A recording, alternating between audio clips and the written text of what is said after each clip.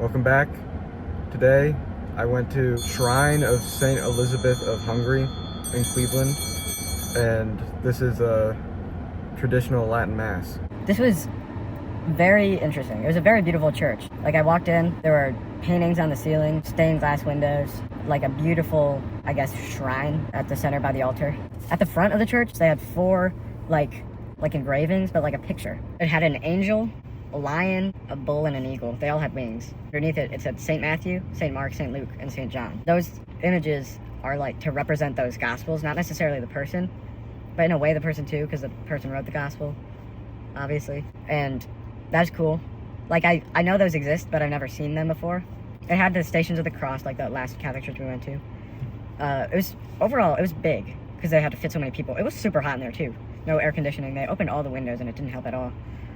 But at the front, there were like statues of angels with a vat of holy water. I didn't see it when I first got in, but I saw it as I was leaving. I did that, obviously. I had a small crucifix at the front, or right above the tabernacle, but the main centerpiece, well, it was, honestly, at first I thought it would have been Mary. But now looking back, since this is the Shrine of St. Elizabeth of Hungary, it could be St. Elizabeth of Hungary. I think it had a crown on it. So if it had a crown on it, it would have been Mary, the Queen of Heaven. Mary's called the Queen of Heaven because she is the mother of Jesus and therefore the mother of God, the Theotokos in Greek. In Davidic kingdoms, like King David and in the ancient kingdom of Israel, the queen was never the wife of the king. The queen was always the mother of the king. King David had multiple wives at different times, maybe, I don't know. He had multiple wives. And his son Solomon had a lot of wives. So none of them were the queen, but Bathsheba. Bathsheba was, Bathsheba, his mother, was the queen. And there's a moment in the Bible where someone goes to Bathsheba and says, I need the king's help, and I know he'll listen to you. And so she goes to him, and he like gets up off of his throne and like bows to her out of respect and brings another throne for her to sit at his right hand. And Jesus is the Messiah from the line of David, the King of Kings. So he's a part of the Davidic kingdom. If the Davidic line had the queen mother, the mother of Jesus, who bore God in her womb, she would be the queen. If Jesus is the King of Heaven, his mother would be the Queen of Heaven. That's why we had it like that. That's why we talk about it like that. So it's not a worship for Mary, even though we do give her worship. That's what worship means, is to give them what they're worth. So if you're worshiping God, you're giving him way more because he's worth more. But Mary, she's worth a lot too. The angel Gabriel came to her, Mary, and she said, yes, I will bear this child. If she didn't say that, we wouldn't have a savior. But it's not that she wouldn't have, but it's that she did. And that's why she's worth so much. And to have such a close connection to Jesus, while the God of the universe was in her womb, they were connected by the umbilical cord, so her flesh was the flesh of God too. Like, that's not an ordinary person. So that's why, yeah. So that's a little tangent. That's gonna make this episode a little longer. It's very quiet.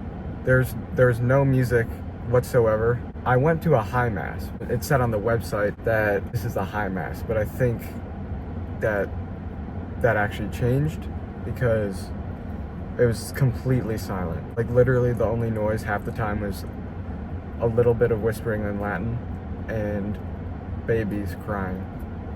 But if that's not church, I don't know what is. Priest wore a silly hat, I'll say. It's a hat kind of exclusively used for traditional Latin masses because it just kind of fell out of fashion, but they don't care about what's going on and they just do what they used to do. Kind of had like a pom-pom on it that was like a little off to the side. I didn't really understand what was going on much. What's different about this is at the very beginning is when like all the readings were done. It was so quiet I could barely hear. That part was in English. He read the readings in the gospel, the priest, and then he had a short homily. He was talking about baptism and how you rise with Christ and it brings you into his adopted family. As soon as that was over, he turned to the altar, facing ad orientem, to the east, facing away from us, and he was just whispering in Latin, like all the prayers. Like, you didn't really participate, but that's okay, because really the only point is to consume the Eucharist. So, our first episode, me and Ben went to a Catholic church too, but that was a Novus Ordo, which means new order. And this is like traditional, historical, and they just do things the way they were done for the last 1,000 years or so. Compared to the Novus Ordo, there's a lot less standing and a lot more kneeling. You barely sat down, you were on your knees like the whole time. We didn't do the Nicene Creed. We didn't do the Our Father. We didn't give each other a sign of peace. There's times where we'd like stand up we'd be sitting, we stand up, and he's whispering in Latin, and then you'd kneel, and then you'd get right back up. And then you'd kneel and you'd get right back up. Kind of exhausting, but not really. There was a part where everyone like beat their chest 3 times. And you just looked up at the priest as he was facing east, away from you, as he would do his prayers. I'm in a suit, by the way. You probably noticed that. Strict dress code at this church. For all the other churches we've been to, I wore a t-shirt and shorts. The men were all dressed like very sharply. Worst dressed I saw was dress pants and like a short sleeve quarter button collared and a belt. You walk in and you see all the women are veiling. They're covering their heads. At my Novus Ordo, it's not uncommon for women to veil, but it's like not what most people do here. Every woman was covering her head. If they weren't, they had really short hair or they were like braided up. I brought this along with me. This is St. Joseph Daily Missal, and I'm lucky that my grandmother had one, and it has the Latin so you could follow along. Really the only thing I knew how to say was In nomine Patri et Filii et Spiritus Sancti. Everything else I was just like nodding along. Throughout pretty much like the first half of Mass, and I think up until the end, there was the confessional had a line all the way to the back of the church so that they'd be able to participate in communion. At my church, they don't hold confession during Mass. There's a huge line, so a bunch of people were doing it, and that was very interesting. But for communion, that's what I was like low-key worried, because I'd only received on the tongue once in my life besides this. I don't know why, because I feel like the priest knows how to put the Eucharist in someone's mouth. I feel like he's been doing that for so long. I don't know why. I thought like he'd accidentally slip and drop it on the floor and it'll shatter into a million pieces. Earth will split open underneath me and I'd just go right to hell. I don't know why I thought that. It was weird.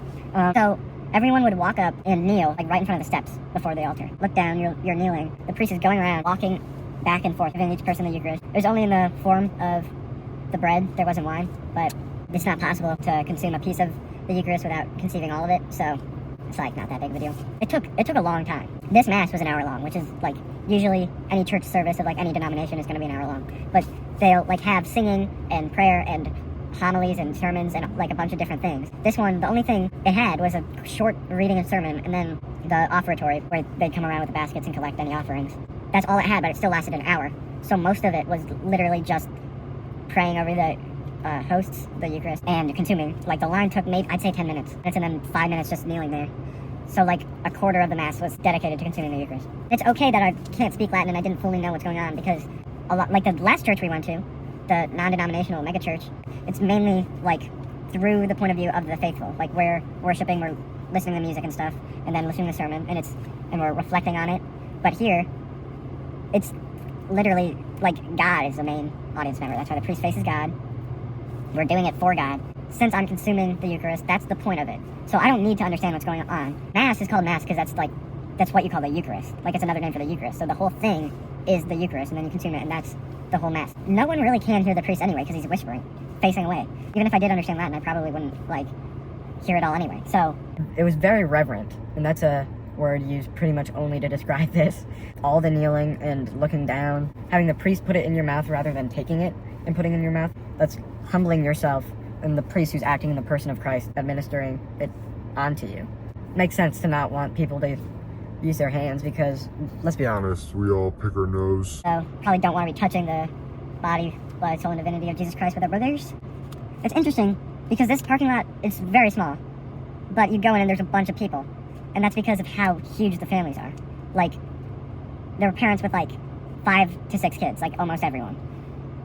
And that's like a very traditional Catholic thing, is to have a lot of kids, because like, Hey. it's good for them, I guess. What am I doing? I'm probably cutting this out. It was packed, full of large families. I think it's a very noble thing to bring children to a traditional Latin Mass like this. Like, it instills a reverence in them at a young age and like a respect. I do wish I could go to a high Mass because I wanted to experience all the music and all the incense and all the holy water.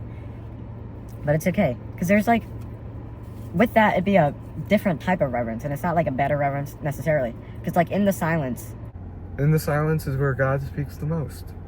I really like this church. It was very nice. It was beautiful. It was old. You could tell Like it felt like you went back in time, and not necessarily like 1,000 years, but like 70 years. And that's very interesting to me. The main takeaway of this church is definitely the reverence. Like, that's something I really respect and I really like. I appreciated it. The bowing down, and you're bowing to God, and He's the King, and you're just like a grain of sand. So like, I would bow to Him. Next week, Ben will be back, and we'll go to St. Demetrios Greek Orthodox Church in Rocky River.